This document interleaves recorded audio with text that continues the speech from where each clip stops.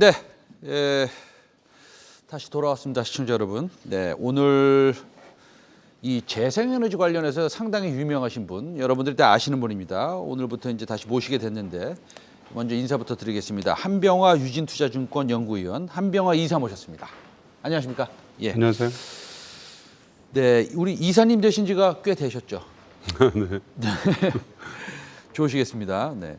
그런데 제가 오늘 준비해온 질문들은 이제 기후변화 리스크, 뭐 공시 의무화 이런 것들이에요. 그런데 이거 질문 먼저 드리기 전에 삼강 M&T가 SK그룹에 인수됐죠? 네, 아직 그 자금은 아직 안 들어왔지만 네. 이미 뭐 기업 결합 그렇죠. 인수된 거나 마찬가지죠. 공시까지 다 네. 끝났기 때문에.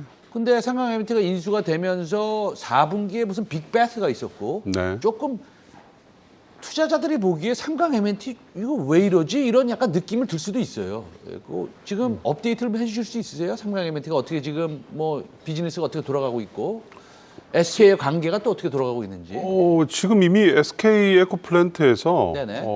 임원이 꽤 많이 이 삼강 M&T에 가서 뭐 실질적인 경영을 사실상 하고 있고요. 네네.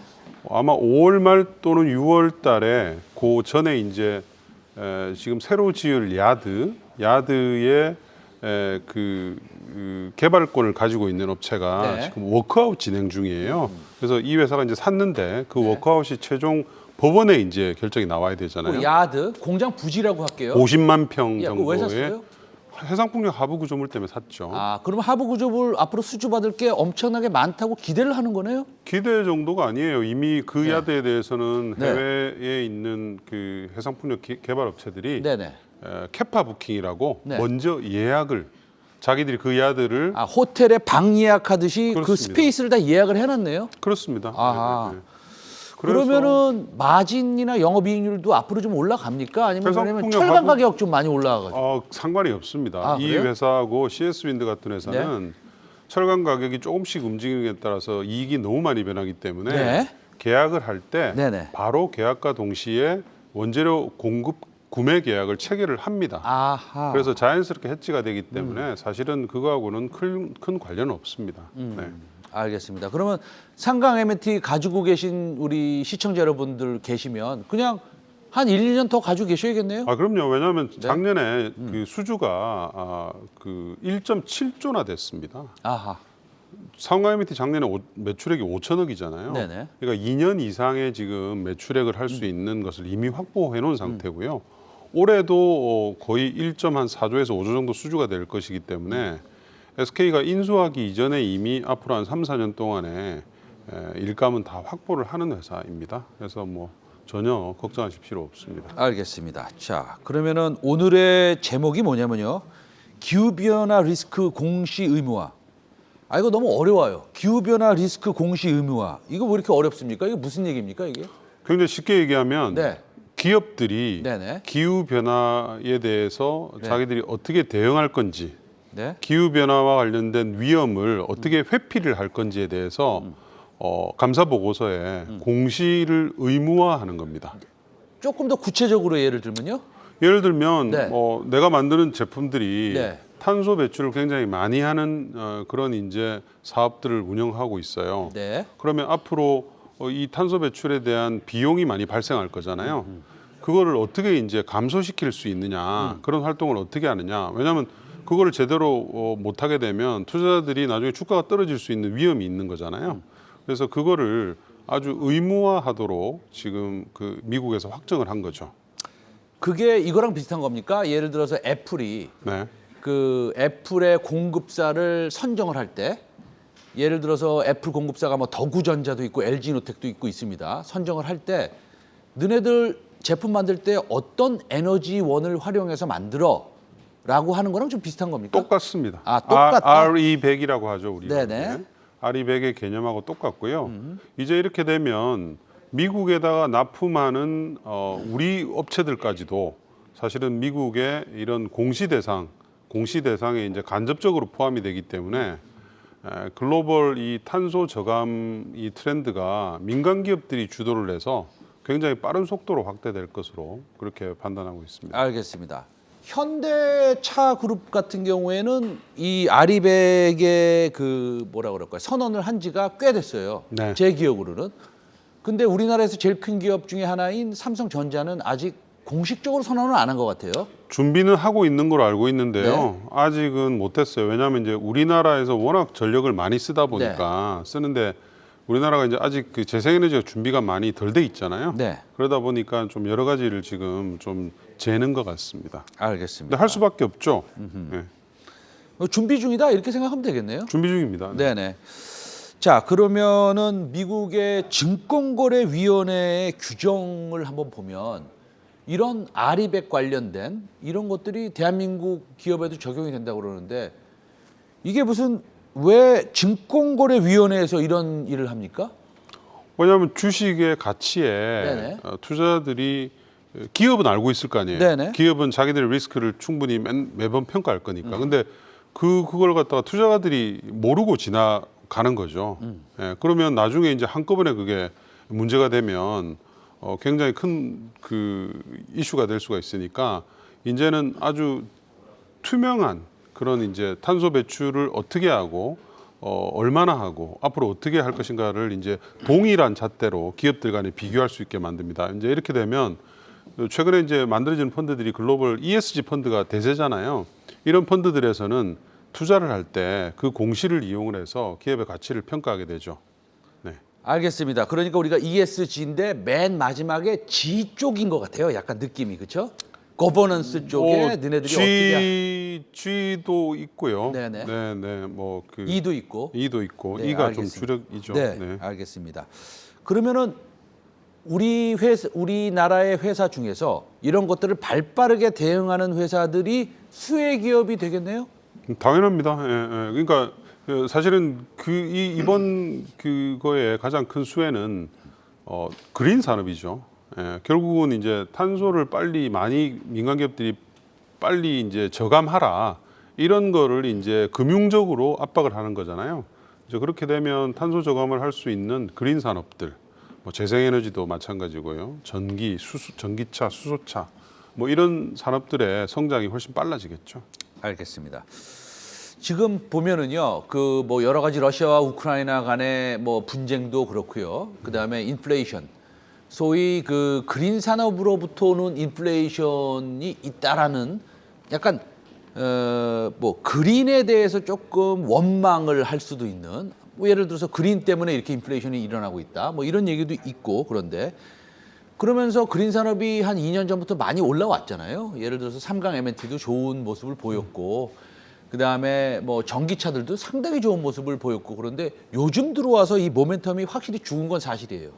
금리를 인상하는 이런 국면에 있어서 그런지는 몰라도 어쨌든 그렇습니다. 그러면 산업 전반에 대한 모멘텀이 다시 살아나야지 우리 개인 투자자들도 좋을 텐데 그런 거는 어떻게 뭐 예측 가능합니까? 최근에 일어나는 이런 인플레이션은 중간에 러시아가 있잖아요. 네. 러시아가 우크라이나를 침공하고 난 이후로 에너지 자립을 하기 위한 각국의 정책들이 지금 쏟아져 나오고 있죠. 예를 들면 EU 같은 케이스는 480기가의 풍력 그리고 420기가의 태양광 총 900기가를 2030년까지 신규 설치하기로 했습니다. 잠시만요. 여기서 480기가의 풍력. 420기가의 태양광. 그럼 풍력만 볼게요. 우리가 네. 풍력이 세니까 우리나라가. 네. 480기가 우리가 직관적으로 이거 얼마만큼 큰 겁니까? 작년에 EU가 네. 풍력의 신규 설치량이 17기가였습니다. 17기가? 네, 근데 저 목표를 달성하기 위해서는 네. 올해부터 카운팅한다 하더라도 50기가 이상을 연간 설치를 해야 되는 매년? 거잖아요. 매년. 그러니까 가만히 앉아서 시장의 크기가 네. 3배 이상 커지는 거고요. 저 정도 규모면 미국의 호황기 시장의 2배 이상입니다. 그래서 아까 삼강 M&T가 몇만 평 샀다고 그랬죠? 공장 부지로? 50만 평. 50만 평을 전부 다 스페이스를 예약을 해놨고 그거조차도 모자랄 수 있겠네요. 이 정도로 가면은. 그렇습니다. 예. 아하. 뭐 거기뿐만 아니고 유럽뿐만 아니죠. 일본도 해상 풍력의 속도를 높이기로 발표를 했고요. 뭐 각국에서 지금 에너지를 이제 예전에는 그냥 싼 에너지를 많이 사서 썼잖아요. 네네. 이제 그걸 안 하겠다는 거죠. 예. 그러니까 뭐 풍력 태양광은 돈이 안 들잖아요. 설치만 해놓으면. 알겠습니다.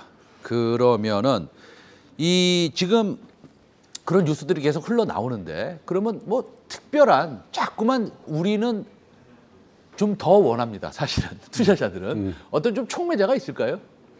일단 지금 대기하고 있는 것은 미국의 그 그린 부양안이죠. 네. 뭐 원래는 이제 빌드백 베터라 그래서 네네. 바이든이 추진했었는데요. BBB 법안. BBB 법안. 네. 이 법안은 사실은 이제는 통짜로 다 통과시키는 어려워졌고요. 왜냐하면 조 맨친이 이제 반대를 하고 있기 때문인데, 근데 조 맨친이 그린 부양안 거기서 이제 따로 떼서 한 5,500억 달러의 그린 부양안은 자기가 찬성한다. 그렇게 해서 지금 협상이 이루어지고 있는 중입니다. 근데 이제 그게 거기 안에 재생에너지, 전기차, 뭐 수소차 이런 보조금이 다 포함이 되어 있기 때문에 그게 이제 눈앞에 보는 가장 큰 이제 캐탈리스트다. 이렇게 말씀드릴 수 있겠습니다. 알겠습니다. 그러니까 미국의 그린 법안이 이제 나올 때가 됐고 네. 그 안에 이제 전기차, 2차 전지 관련된 것도 있고 그다음에 풍력 관련된 것도 풍력, 있다. 태양광 다 있습니다. 알겠습니다. 자, 러시아 전쟁 얘기 빼놓을 수 없고 지금 또 살짝 언급하셨는데 러시아가 전쟁을 일으켜서 물론 뭐 원자재 가격은 많이 올라가고 있습니다만 뭐 알루미늄 가격부터 시작해가지고요. 니켈 가격은 뭐 당연한 것이고 그러면 해상풍력 산업에 조금 더 이렇게 좀 뭐라 그럴까요? 좀 도움이 됩니까? 어떻습니까? 지금 상황이? 그렇죠. 그러니까 예. 그 천연가스 원유 가격의 상승 지금 뭐 안 오르는 게 없죠. 네네. 석탄 가격까지 그러니까 화석 연료 가격이 전체가 다 올라가고 있잖아요.